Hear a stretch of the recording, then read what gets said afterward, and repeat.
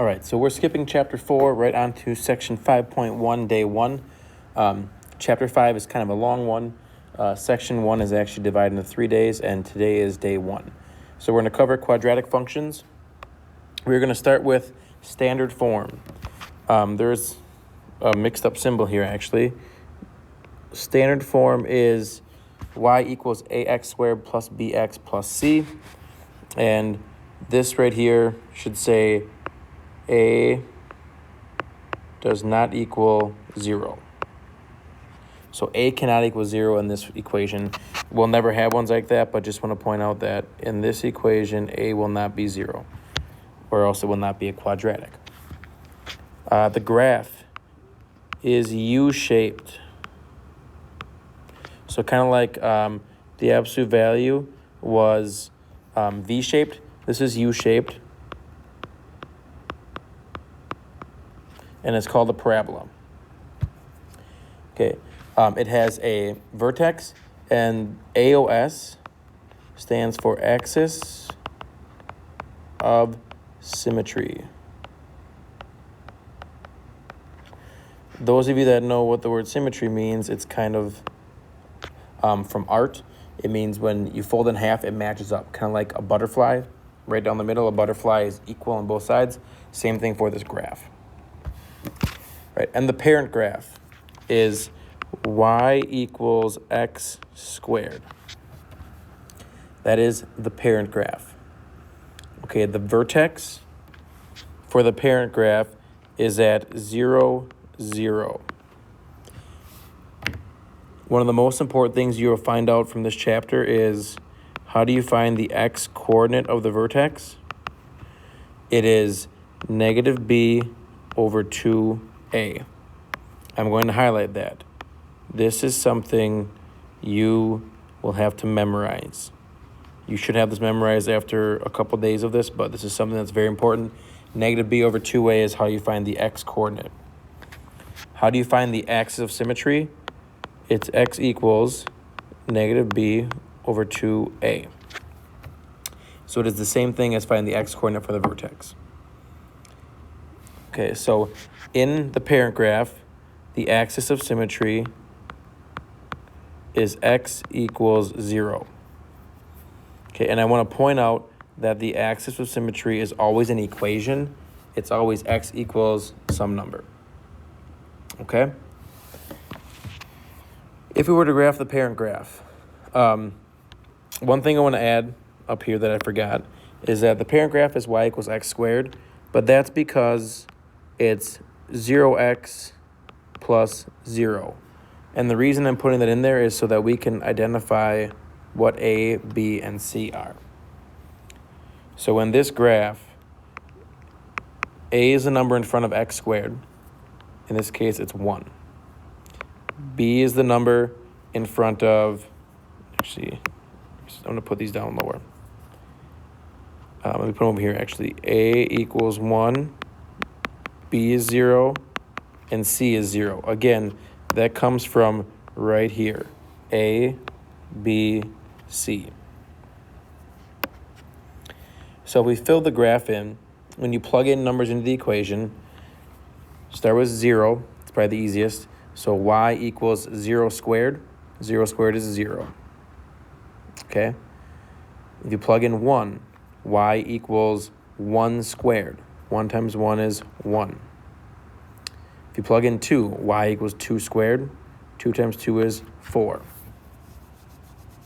Okay? And I want to put a V right here, meaning vertex. If you put in negative 1, y equals negative 1 squared. What is negative 1 times negative 1?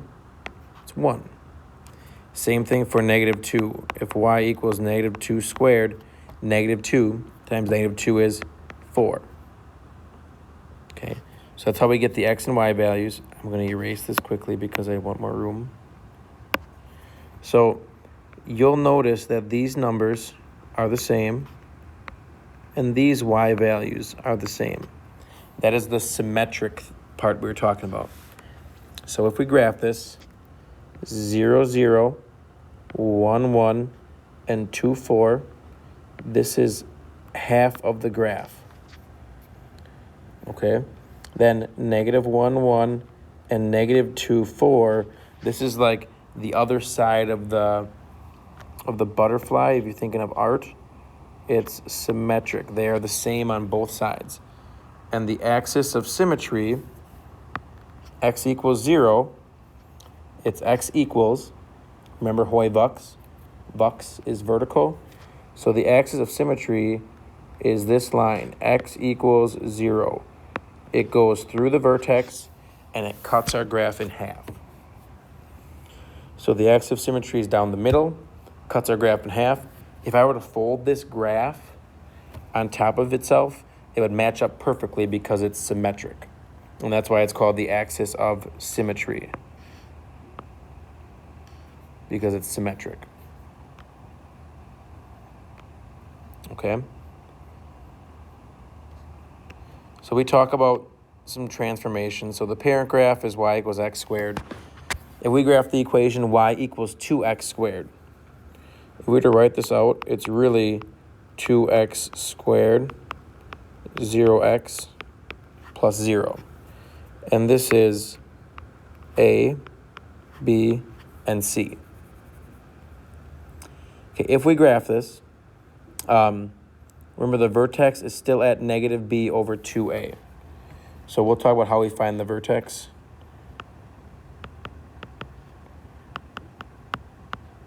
So in this case, negative b over 2a would be negative 0 over 2 times 2. And negative 0 is 0. 2 times 2 is 4.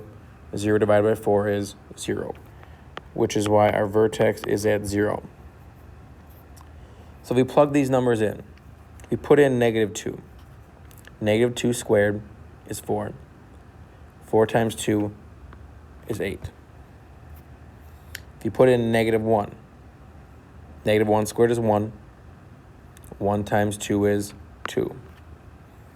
If you put in 0, you'll get 0. And now, just like we had talked about, these should be symmetric, because if the vertex is at 0, if I go 1 to the left of my vertex, or if I go 1 to the right, I should get the same y value. So when you plug in negative 1 or positive 1, you will get the same y value. Same thing here. If I go 2 to the left, I'm at negative 2. If I go 2 to the right, I'm at positive 2. They should be symmetric. So if x equals negative 2, if my y value is 8, when x equals positive 2, my y value will also be 8. So if I graph the parent graph, the parent graph was graphed above. If we graph this graph in green, it's 0, 0, 1, 2, and then 2, 8. 1, 2, 3, 4, 5, 6, 7, 8 is going to be like way up here. Then I got to graph negative 1, positive 2, and negative 2, positive 8. So it goes way up here. Okay, notice that green line is skinnier, or the green graph is skinnier than the parent graph. That is because the number in front, that a value, is bigger than 1, so it makes it skinnier. All right, let me make this look a little neater.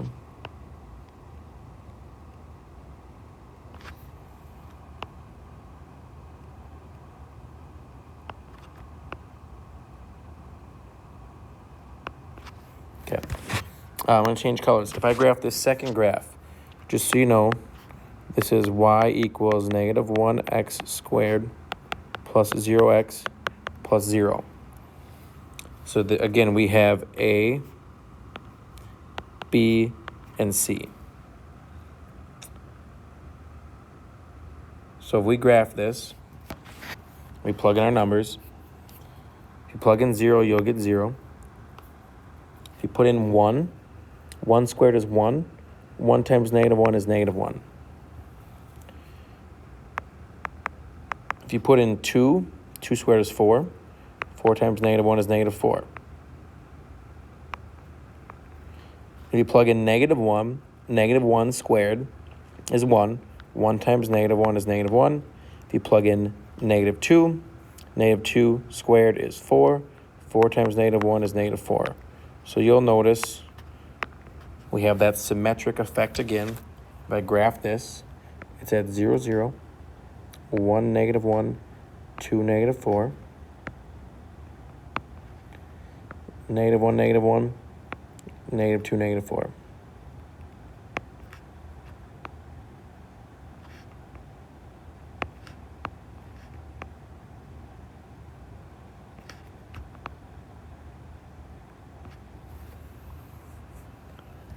Okay, so when A is negative, it reflects over the x-axis. And like we said, when A is bigger than 1, it gets skinnier.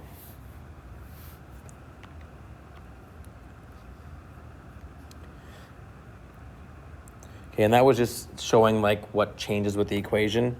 So down here is just the standard form characteristics. The equation is y equals ax squared plus bx plus c. If a is greater than 0, it opens up. If a is less than 0, it opens down. So it'd either be a U-shaped looking up or a U-shaped opening down. The vertex, the x-coordinate is negative b over 2a. To find the y-coordinate, you plug in the x-coordinate. The axis of symmetry is x equals negative b over 2a. This is always an equation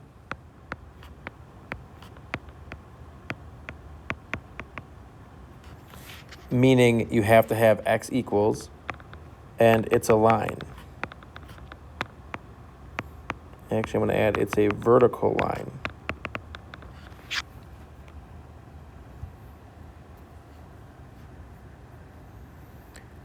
Okay, then we got a couple graphs. So we're going to graph these. Let's find the vertex and the axis of symmetry first. Okay, so in number 1, A is 1, B is 6, C is 10.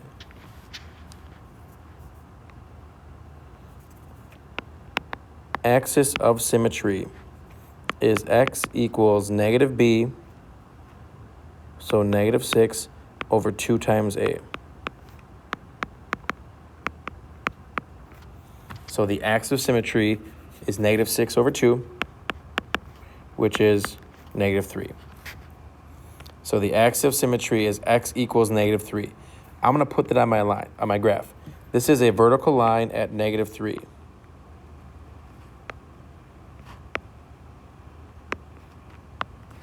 That's the axis of symmetry. What that also tells us is our vertex will be on that line. So if we make a table, x and y,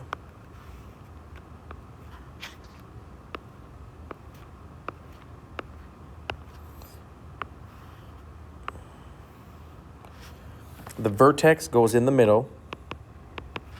So the vertex is at negative 3. And here's how you make your table. Vertex goes in the middle, so negative 3. Now you got to pick numbers on each side of it. So negative 3, if you go up, you'd have negative 2, negative 1. If you go down, you have negative 4, negative 5. So those are the numbers we will plug in. Again, find the vertex, that goes in the middle, then pick numbers above it and pick numbers below it. So if you plug in the vertex, if you plug in negative 3, what you'll have is y equals negative 3 squared plus 6 times negative 3 plus 10. If you plug that in, you will get 9 minus 18 plus 10. You will get 1. Now what I would do is pick one side. I'm going to pick the right side, and I'm going to fill those in because whatever we get on the right side, it's going to match up with the left side. So if you plug in -2, you'll get y equals -2 squared plus 6 times -2 plus 10. So you plug that in. -2 squared is 4. So it's 4 minus 12 plus 10. You'll get 2. So this is also 2. And then you plug in -1. Because it's symmetric, whatever you get for -1, it's the same thing for -5. So you plug in -1, you'll get -1 squared plus 6 times -1 plus 10. So you'll get 1 minus 6 plus 10. So you would get 5. And the other side would also be 5 because it's symmetric. So if you graph it, -1, 3 is your vertex. Sorry, whoops, I have the wrong, it's -3, 1. Oh, I messed that up. Let me undo this. -3, 1 is the vertex. That looks better. And then -2, 2, and -1, 5. 1, 2, 3, 4, 5. This is half of your graph. The other half is on the other side. So -4, 2, and -5, 5. You connect your dots. And there's our graph. I just want to point out axis of symmetry, and this point right here is the vertex.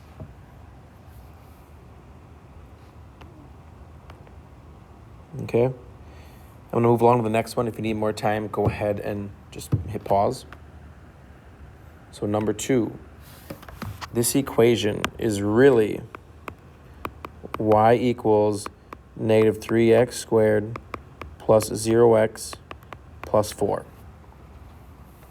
So we have A, B, and C.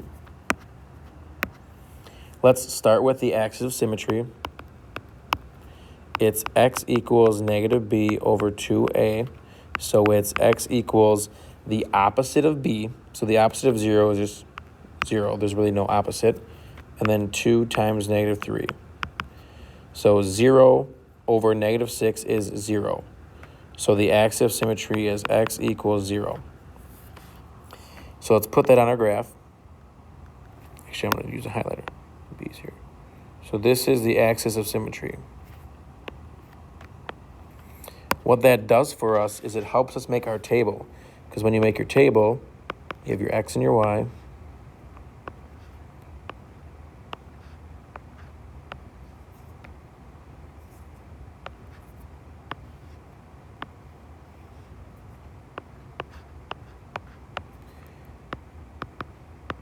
The vertex goes in the middle. The vertex is at 0. X equals 0. So put 0 in the middle. Now, if you pick numbers bigger than 0, if you go 1 bigger, it's 1. 2 bigger is 2. Now do the same thing on the other side. So 1 less than 0 is -1, and 2 less is -2. So you always want to be the same distance on either side of the vertex. If you plug in 0, you will get y equals -3 times 0 squared plus 4, which would be 0 plus 4 is 4. Then if you plug in 1, that will tell you what -1 is as well. So if you plug in 1, you get y equals -3 times 1 squared plus 4. So -3 times 1 squared. 1 squared is 1. 1 times -4 times -3 is -3. And -3 plus 4 is 1. And lastly, you plug in 2. So -3 times 2 squared plus 4. 2 squared is 4. 4 times -3 is -12. And -12 plus 4 is -8. And again, that matches up over here, -8. So when we graph this, 0, 4 is up here. 1, 1 and negative 1, 1. Those are symmetric. And then 2, negative 8. 1, 2, 3, 4, 5, 6, 7, 8 is going to be way down here. And negative 2 and negative 8 is going to be way down here. So this is going to be a really steep graph. It comes around and it goes down really steep. Okay, and that's because of this number. That negative 3 makes it go downward, and the negative 3 also makes it go down really fast. So it's a really skinny downward graph. Okay, again, if you need to hit pause, go ahead and hit pause. I'm going to go down to the last two. To write these in standard form, you have to get rid of parentheses. So this is where we have to FOIL. This is kind of a review from Algebra 1. We haven't taught it yet this year. FOIL means multiply the first, outside, and the inside, and the last. So you will get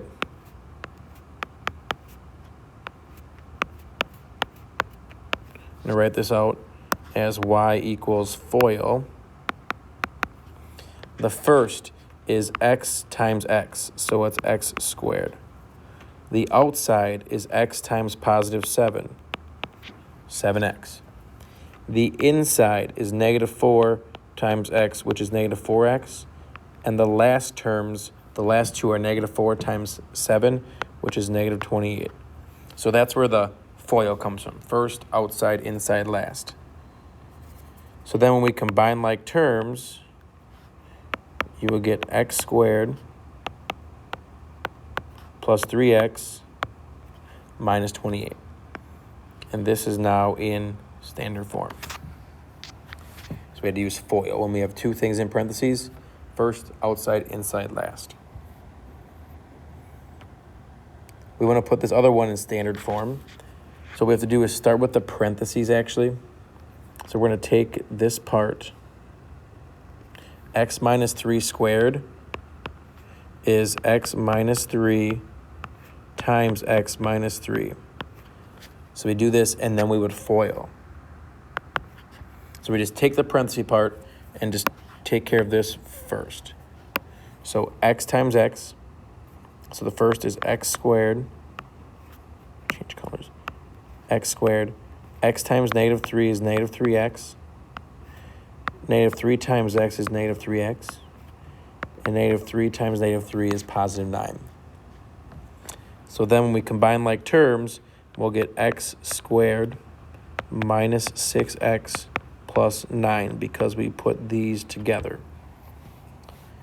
So we take that, and that's what was in parentheses. So I'm going to keep that in parentheses, and we're going to bring down the rest of this equation. So we're going to bring down the 2 and the plus 17.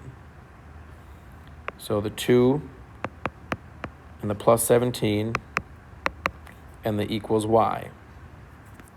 Now we're going to distribute because we got to get rid of the parentheses. So it's 2x squared minus 12x plus 18, and then a plus 17 at the end. And then, whoops, I messed that up. Combine like terms. So there's 2x squared, there's 12x, and we're going to put together the 18 plus 17, which would be plus 35. So that would be standard form. So sometimes you just FOIL. That would be like the first one. Sometimes we have to FOIL the parentheses and then do some distributing and putting in standard form.